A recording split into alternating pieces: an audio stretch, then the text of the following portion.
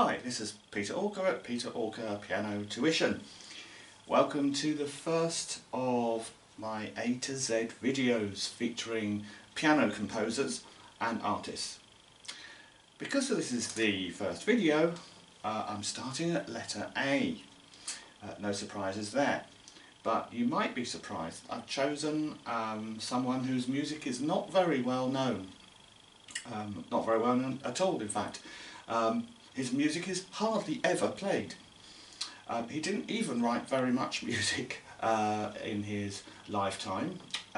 He was better known as a singer than a composer, but his name is frequently connected with some of the greatest composers, such as people like Haydn, Mozart and Beethoven and Schubert. So here's a little fragment of one of his pieces, and the clue to his name is in the left hand.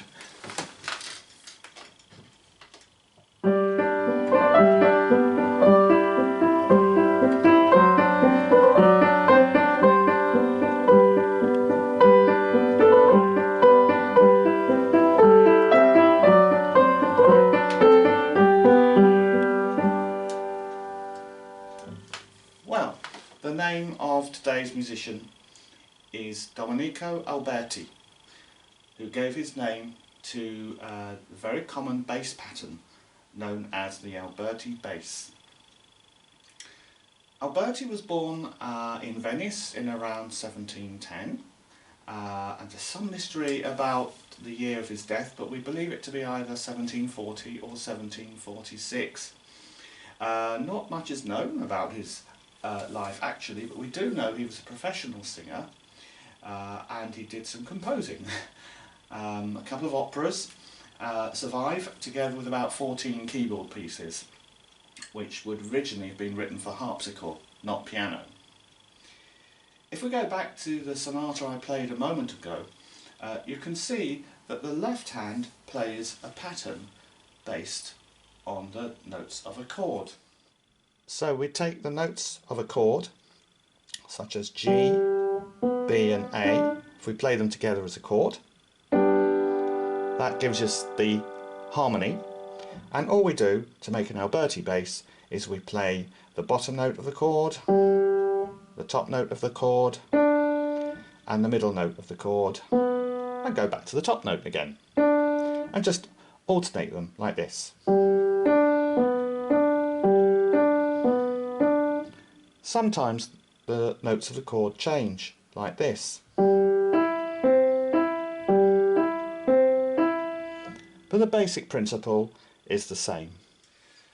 As a harpsichord had limited scope for sustaining notes, this is a good way of prolonging or keeping the rhythmic impetus in the piece without resorting to complicated counterpoint such as in the Bach style. You could keep things moving in quite a simple way.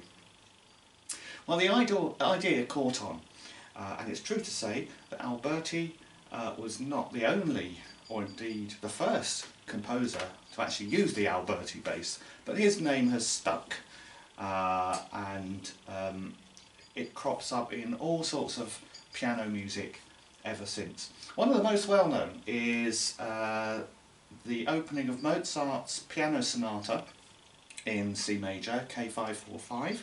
I'll play a little bit of it and you'll easily hear the Alberti bass in the left hand.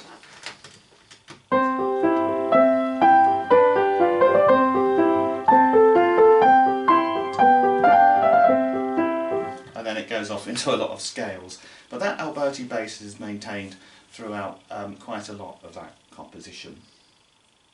Well, that's it for today. Look out for next week's A to Z. We'll be on letter B. And of course for this coming Tuesday's Tuesday tips for better piano playing. And remember to give us a like and a share to spread the word.